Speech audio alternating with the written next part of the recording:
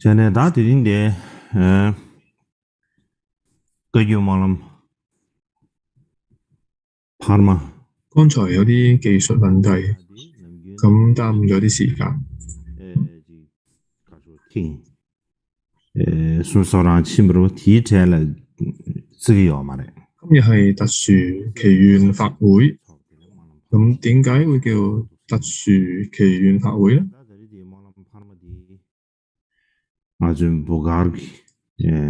係因為就係話係跟過去一屆一屆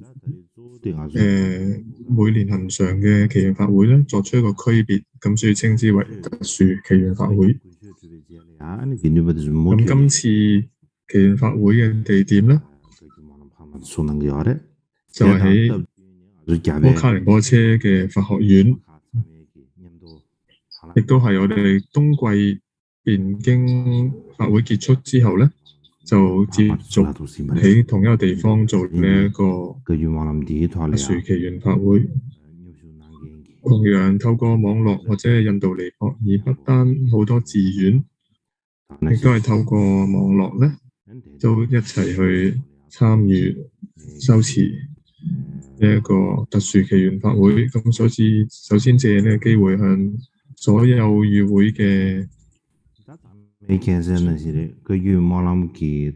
所有尊貴嘅堪布阿舍尼叔古等等啦，仲有真嘅大眾，首先問候大家。多謝。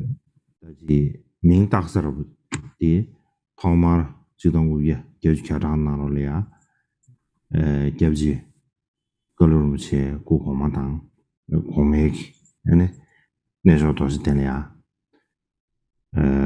三轉半錯嘅。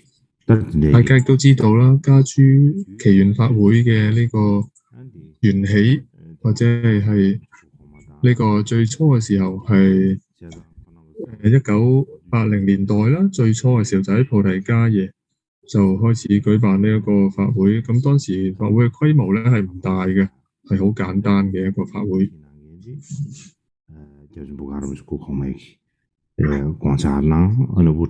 因為呢一個種子咧，種下咗呢個種子。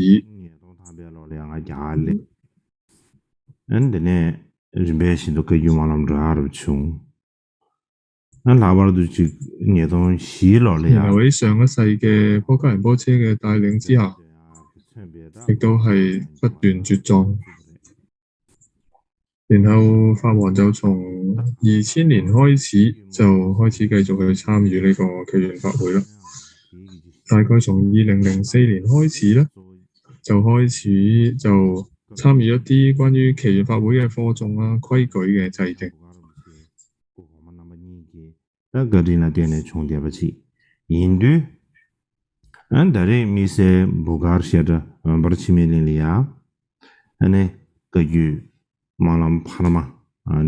所以最早係前一世嘅卡魯寧波車，頭先就係提漏咗卡魯寧波車啦，係同埋上一世嘅波卡仁波車，就係呢兩位佢哋建立起嘅呢個祈願法會之後，就係因為佢哋恩德，所以就係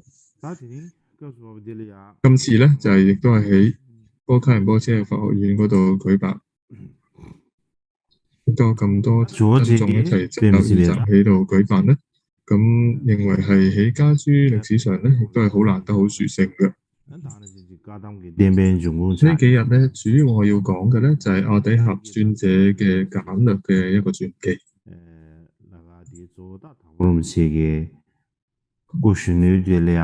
尊者對於藏傳佛教嚟講咧係有好大嘅恩德嘅，特別係格當派嘅教法弘揚。佢亦都有好大嘅恩德，特別係達波家珠嘅教法嚟講啦，因為達波寧波車江波巴大師年輕學習嘅教法都係格當派嘅教法，之後佢親近密勒巴大師學習咗那洛六法等等嘅教法。由江波巴大師佢帶領教學弟子嘅時候咧，佢主要咧亦都係以格當派嘅道次第，係喺大眾中嗰度教學嘅咧嘅內容就主要係尤格當派嘅道次第。咁除咗啲特殊嘅弟子，佢除非係對啲特殊嘅弟子，佢先至會係俾大手印嘅教法嘅啫。咁之後從江波巴大師呢度傳承落嚟嘅，就係結合格當派嘅道次第同埋呢個大手印嘅教法，咁樣去教學。咁所以總之咧，就係趁住呢一次祈願法會，法王就係想簡短咁講一講阿底峽尊者嘅傳記。因為時間關係咯，冇辦法係準備得好好。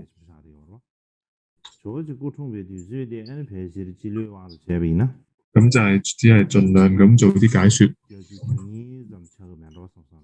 首先講講尊者嘅出生時間，呢個係大家都要知道嘅。以年代嚟講咧，底峽尊者係生於公元982年。咁喺仲敦巴大師所寫嘅呢個傳記裏邊咧，有一段讚文，咁係一個比較可信嘅一段文字啦，就有提到上師片之主陽火馬年生，雖然有好多唔同對呢個出生年嘅講法，但係咧都係要以仲敦巴大師呢一段讚文咧係比較公認，較為可信。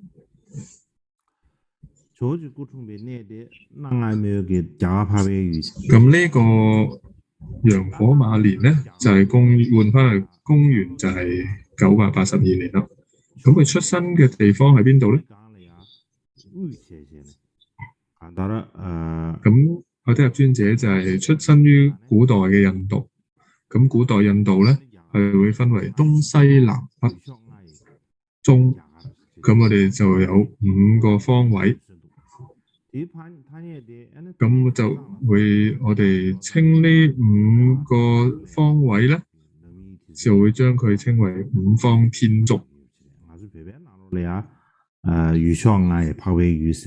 咁呢個5方天竺呢個稱號係點嚟嘅咧？其實就係源自於唐朝嘅玄奘大師《大唐西域記》裏邊。咁呢啲中國譯師嘅著作咧，就會咁樣去形容嘅。但係咧，5方天竺呢個稱呼咧，係喺藏文嘅啲記載裏邊咧就好少有嘅。但係總之就係而家菩提伽耶一帶咧就屬於中央。咁所以菩提伽耶唔只係呢一個古印度嘅中央，亦都係從佛教角度嚟講都係屬於叫做中土，因為佢係佛法興盛嘅中心。因為就係咧，佢係聚集咗4眾弟子嘅地方，同埋亦都係佛法興盛嘅地方。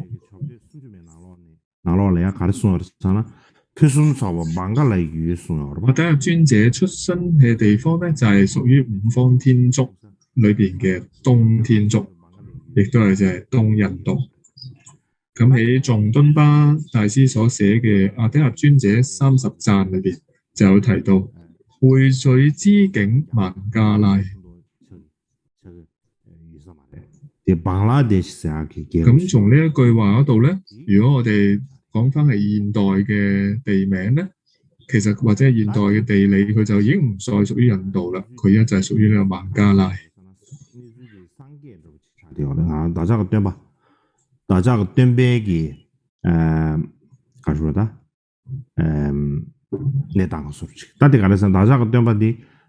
咁嘅情況就有啲似啦。而家釋迦牟尼佛咧係出身於古印度。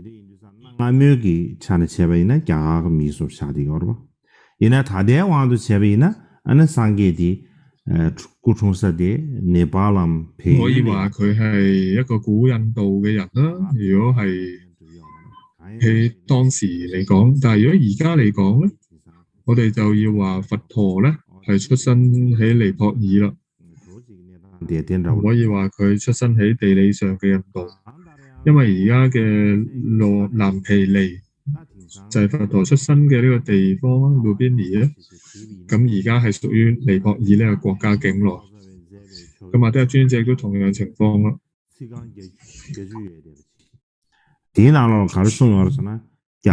總之無論點講都好啊，尊者出生嘅具體地點喺邊度咧？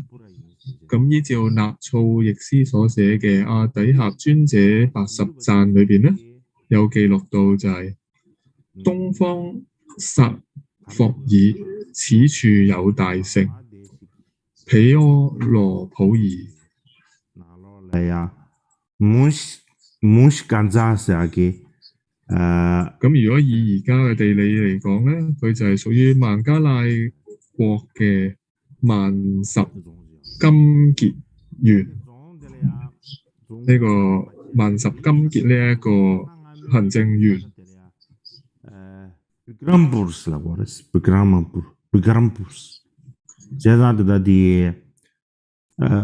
古時咧，呢個地方咧就叫做毗阿羅普夷。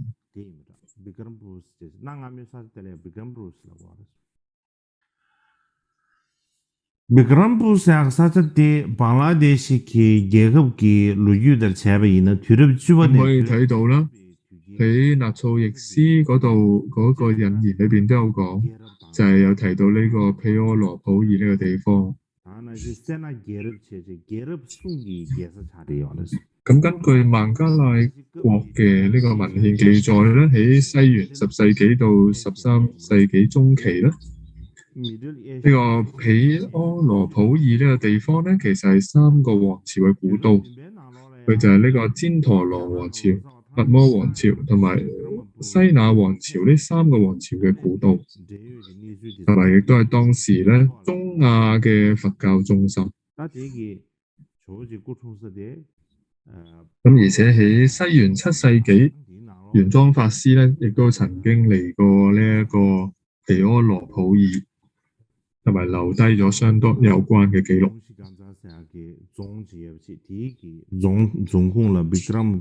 所以阿底峽尊者就喺呢個地方出世。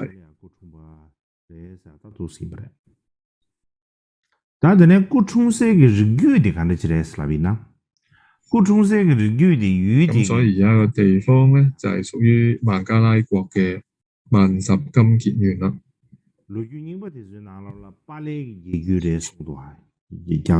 阿底峽尊者出生喺當地一個皇族，係屬於巴拉王朝嘅後代。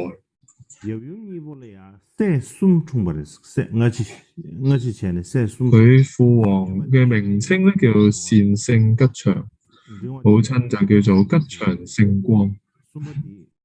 佢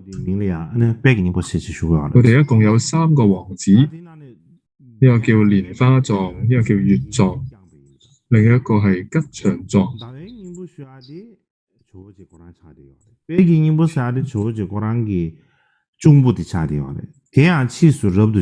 咁蓮花藏呢個長子咧就繼承咗皇位，之後2王子月藏就係阿底峽尊者啦。咁佢嘅弟弟吉祥藏後來都有出家。佢據講咧，佢唔單止係有出家，佢亦都有進入到西藏，去咗藏地去探佢嘅哥哥。但係好據說咧，後來佢去到西藏想拜見佢哥哥啦，但係佢哥哥應該當時已經圓寂咗，所以就冇辦法見到。但係就有咁嘅記錄。咁講翻呢度啦，而家跟翻孟加拉國嘅文獻記載咧，尊者嘅父親嘅名咧就叫做Krayang Nachandra。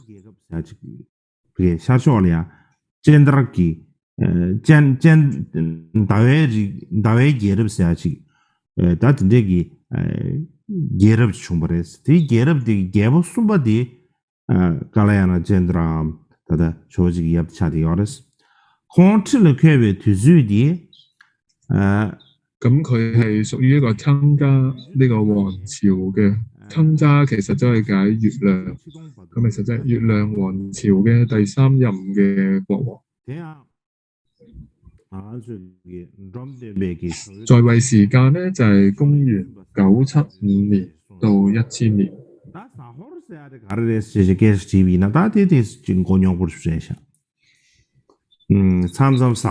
所以喺仲敦巴大師所撰寫嘅對阿底峽尊者嘅讚文有寫到貴族沙霍爾王族，咁呢度就提到沙霍爾呢個詞。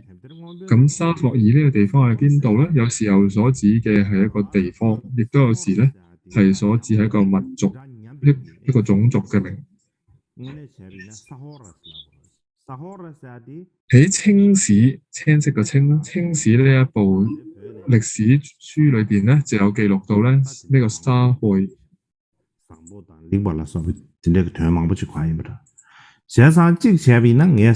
其實印度係印度文嘅音譯，佢係具有善妙咁嘅意思嘅。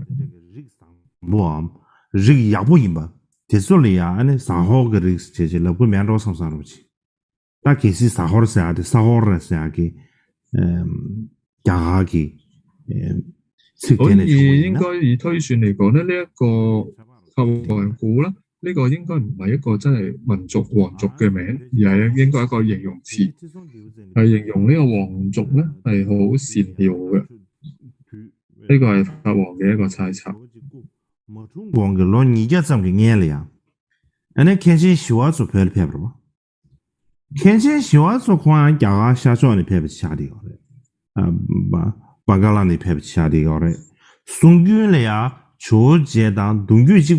咁所以我哋而家知道阿底峽尊者所出生嘅地方咧，就係喺而家嘅孟加拉嘅國境啦。咁同樣咧，喺赤松德贊時期，即係阿底峽尊者出世前嘅200幾年之前啦，就有位咧稱為直護大師嘅呢位大德咧，亦都係來自呢個東印度嘅。咁佢其實咧，阿底峽尊者就係呢一位直護大師嘅後代。咁因為喺仲敦巴尊者嘅讚文裏面有一句直護菩薩之後代。咁所以如果根據咁樣嘅講法嚟講咧，對藏傳佛教影響非常深遠嘅呢兩位大師咧，佢哋都係東印度人，而且都出自同一個世系。講起嚟咧，亦都係非常之奇妙啊，同埋亦都好似有啲咩特殊嘅因緣咁啦。咁以上就簡略咗講咗阿底峽尊者出身於邊個家族。咁以下就係講少年時期嘅阿底峽尊者，佢幼年嘅時候嘅名稱咧就叫月藏，自細咧就聰慧過人，而且都孝順父母。佢同時咧都係咧，佢長相係好英俊瀟灑，連佢自己咧亦都曾經講過。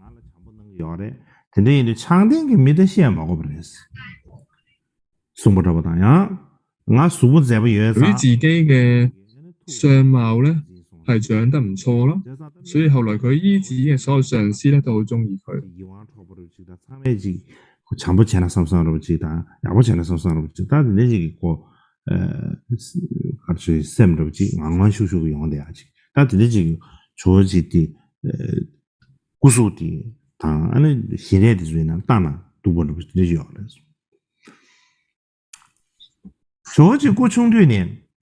咁所以尊者咧係一個自細人見人愛嘅一個小朋友啦。咁佢亦都係呢個咧，亦都係點解人見人愛咧？就係因為佢個相貌生得好好啦。除此之外咧，佢好細嘅時候開始咧，就已經可以親見度母啦。都係佢最主要嘅呢個本尊咧，就係度母。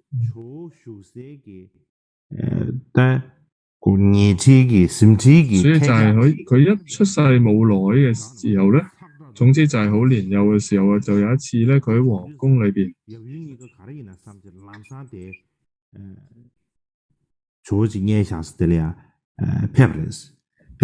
尊者當時咧就係喺張床上邊就躺卧啦，瞓喺張床上邊。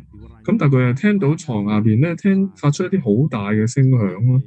咁之後佢爸爸媽媽咧就即刻跑過嚟睇下發生咩事，就一睇咧，哇！有一隻大蠍子喺下面。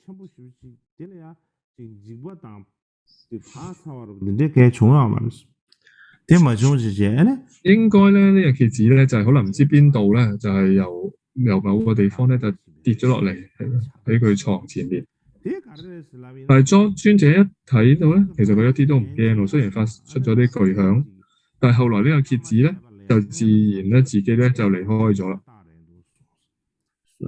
大人這些，但其實真係送唔得。點解會係咁咧？咁就係咧，一般話係見到本尊之前或者係得到成就之前咧，都會發生障礙嘅。呢一個就係一個證明啦。呢個係後來尊者自己解釋翻嘅。因為咧，第二日咧又發生咗另一件事。因為第二日又發生又出現咗同樣嘅一個好大嘅一個聲響。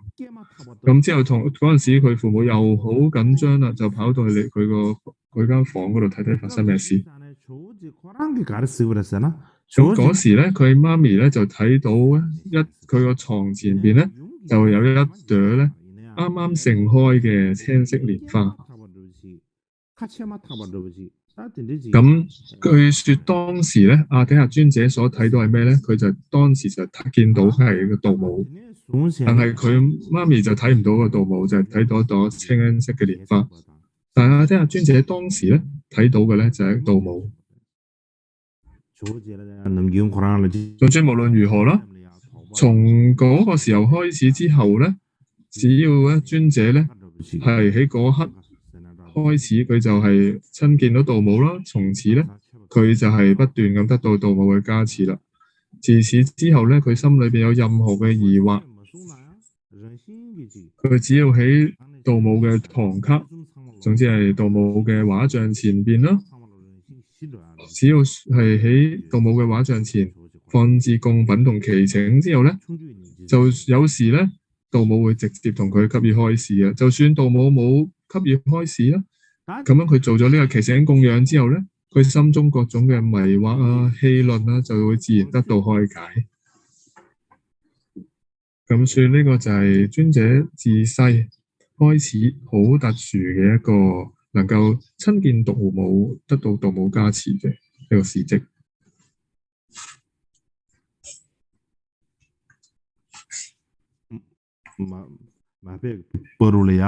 아니 치료백에 자다 세마티수 장 아니 낭백에 자다 세마티수 장지 친한기 자다 세마 니가래야 럽 아버도 유제 주주리 시사 다 개방하면 양아래야 지 리턴보티수 상메게咁喺尊者10歲嘅時候咧，佢已經對醫藥學、文學、藝術等方面咧都有相當深入嘅了解。21歲之後咧，佢更加深入去學習咗好多印度教同佛教方面嘅梵文文法、音名，仲有咧古印度時期嘅64種嘅呢個技藝等等啦。咁佢係能夠融會貫通到咩程度咧？咁根據《譯師80讚》裏邊有講，喺佢21歲嘅時候咧，就精通64藝，佢係咪對諸種嘅工巧名以及梵文同音名咧，都係好精通嘅。咁舉個例子就係咧，佢根據格西塞倫巴裏邊有講，因為尊者15歲嘅時候咧，佢僅係聽過一次一部音名著作，嗰個叫做《正理敵論》之後咧，佢就能夠咧以呢個佛法嘅音名咧，同一位佛教學者去做辯論，最後咧係更加令對方大敗嘅。咁從此咧，阿底峽尊者嘅聲名咧就廣為弘揚。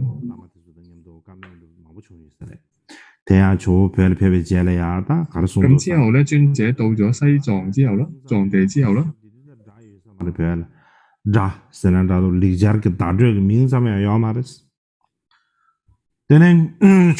當時咧，亦都係同西藏嗰啲大師有各種嘅交流啦。但係當時佢就發現啦，西藏嗰啲大師其實係完全唔識呢個梵文嘅聲明。咁尊者跟住尊者身邊嘅有位侍者啦，咁嗰位侍者叫龐敦。佢係會識念呢個觀音嘅長咒，佢會咧念呢個觀音咒，而亦都能夠因為咁咧就係加持其他人嘅，具有加持力。咁尊者解釋就係話啦，龐敦念出嚟嘅咒聲係有加持力。點解咧？就係因為佢嘅唔係因為佢嘅咒聲係有加持，而係因為佢嘅善心有呢個加持力。唔係因為佢咒語梵文念得準唔準而有加持，而係因為佢嘅善心，所以因此咧，佢念嘅咒就有加持力啦。咁所以有一次咧，尊者嘅手痛啦，咁佢就請龐敦過嚟幫佢加持一下，就係因為你有善心，所以你幫我加持，因為你有善心，你有加持力。同時尊者咧，亦都係對藏地嘅啲大師交流，就係話咧，就係話藏地嘅地方咧，亦都冇呢個因明。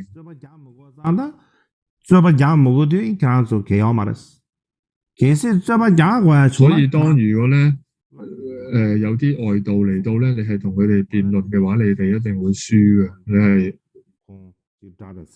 駁唔到佢哋。所以咧，你而家就唔需要辯論啦，但係如果有辯論咧，你哋真係一定會輸嘅。咁呢一段咧就係指出咧，尊者對呢個因明同埋聲明呢啲功巧明咧等等呢啲咧都係已經係非常之純熟㗎啦。咁另外咧就係關於密法嘅學習啦。其實咧，尊者係學習呢個顯宗之前咧，係先學習呢個密法嘅，因為佢22歲嘅時候咧，佢喺一座名為黑山寺嘅寺院，佢就親見咗起金剛，同埋得到空行母嘅授記，同埋佢咧亦都有跟隨一位大師叫做羅睺羅古達。咁喺呢位大師前咧，就領受咗密乘灌頂，得到咗呢一個起金剛等等嘅密乘灌頂啦，同埋咧佢獲賜呢個密號叫做智慧金剛，同時亦都有跟隨呢個閻羅瑜伽士叫做 Gamarasita。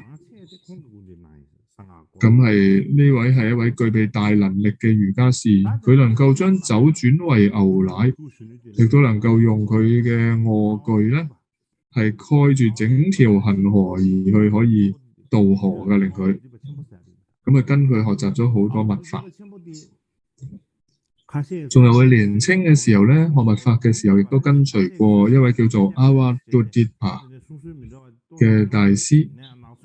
咁同呢個名有兩位嘅，咁佢係一個係叫做大阿瓦杜迪巴，一個叫做細嘅阿瓦杜迪巴。咁而家呢度所講係大嗰位，咁尊者咧就跟隨咗佢，有啲人話係7年，有啲人話係12年。咁而家按納措譯師嘅講法就係跟咗9年。咁跟隨佢嘅時候，主要要學嘅咧就係學到咗呢一個中觀哲學。咁呢位上師咧係一位瑜伽行嘅中觀師，因此咧尊者主要咧亦都係持有呢個瑜伽行嘅中觀思想。點解咁講咧？就係因為有一次尊者被問到，應該就係一啲藏族嘅大師啦。請問尊者，就係點解你持有嘅係瑜伽行中觀思想咧？咁佢就答啦，因為佢自己咧亦都曾經問過佢嘅上師阿瓦杜迪巴一模一樣嘅問題。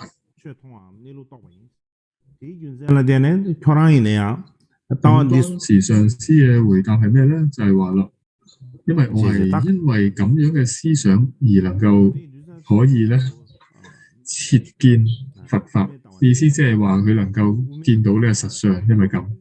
咁所以因此咧，你都要持有咁樣嘅見解。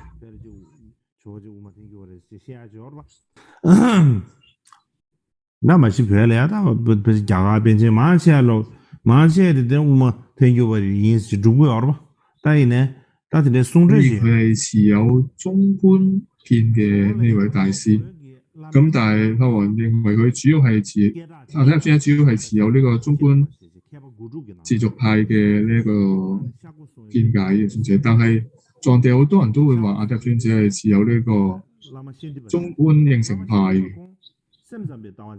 另外呢度有講到尊者仲有另一位著名嘅上師，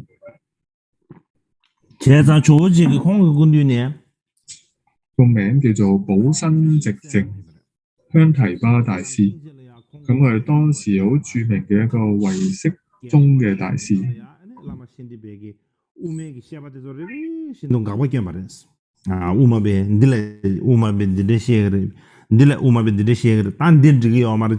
尊者當時咧就係當佢教授緊般若8千頌嘅時候，佢就針對於中觀嘅見解，都會逐一咁去破斥。意思就係話，呢個講得唔啱，嗰個講得唔啱，咁一咁樣去破斥。咁當時尊者咧，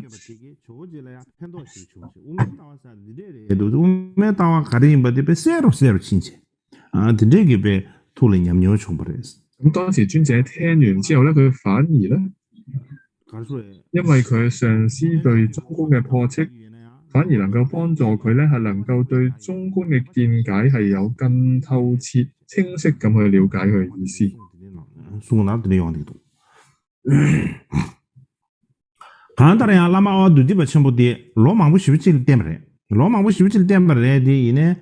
所以格當派好多上師就會講咧，好多祖師就會講咧，其實尊者咧，佢雖然係一個瑜伽行中觀派嘅大師，但係其實佢係對月稱論師咧係有好大嘅信心嘅。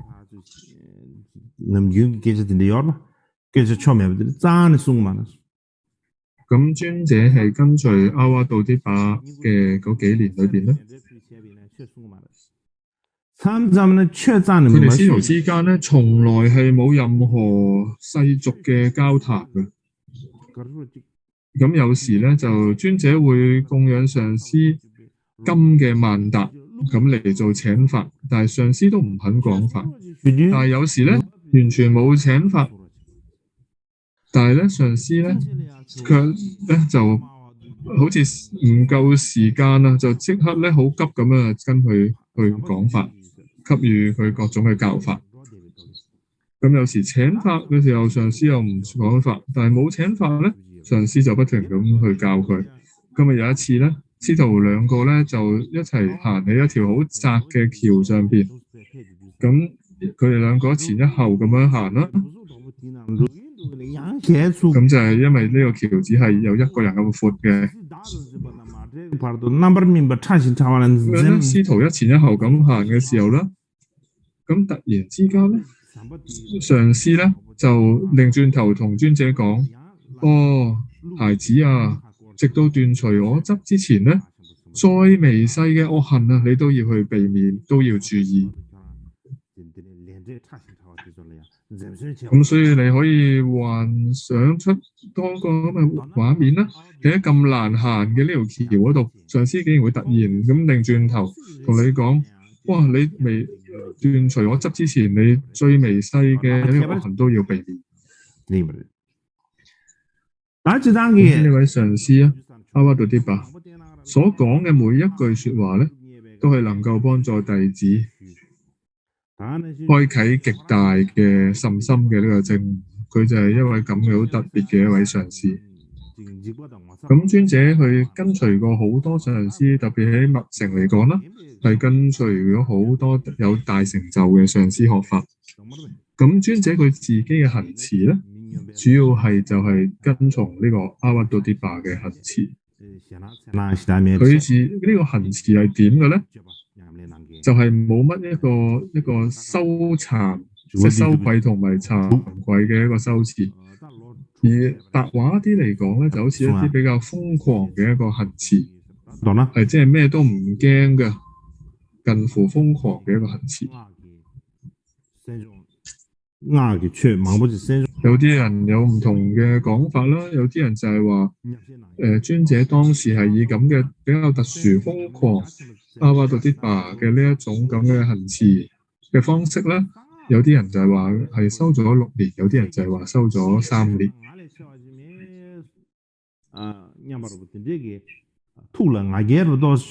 總之佢學習咗密法係好多年㗎，所以因此咧，心裏邊咧亦都係咁樣而生出咗一啲傲慢，就會覺得啦，應該冇人咧比我更懂得更多嘅密法。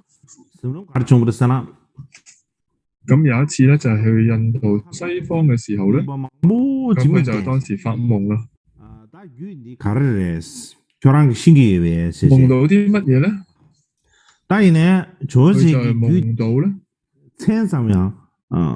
出現咗好多空行母喺個天空嗰度，同埋展現出好多好多無量咁多嘅呢個密續經典。之後就問尊者啦，呢啲經典嘅名稱係乜嘢？你知唔知啊？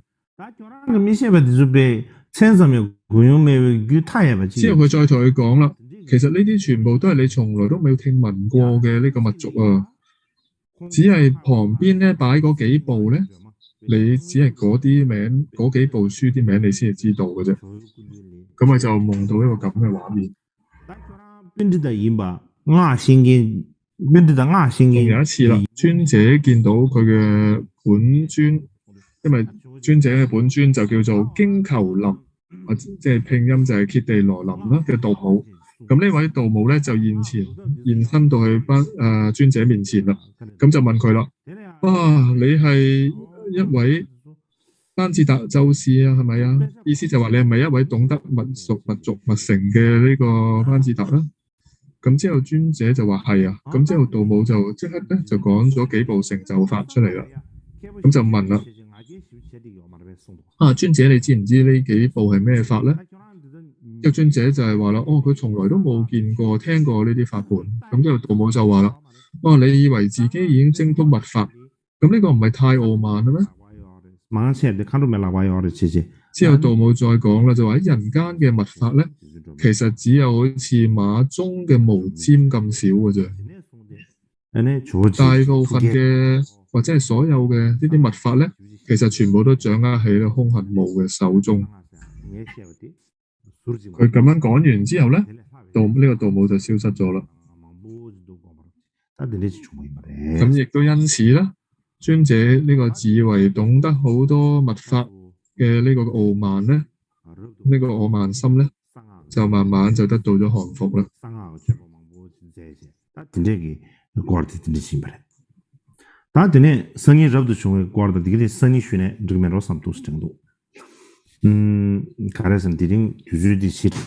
咁所以因此知道，我答尊者出家之前咧就學咗多密法。